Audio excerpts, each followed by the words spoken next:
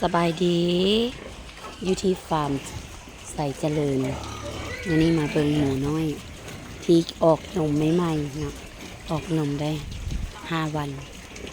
เราจะอนุบาลหมูน้อยไปอีก15 หา 25 วันแล้วขายออกอีก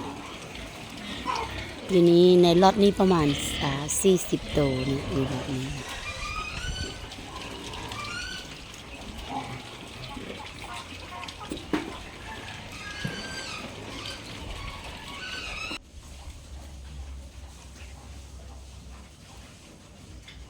ในนี้เลี้ยงมาหลายมื้อแล้วเนาะตอนนี้มันล็อตตัวที่2เนาะที่จะขายออกในช่วงเดียวกันคือกันเนาะตัวนี้ก็มีประมาณ10 กว่าตัวเนาะ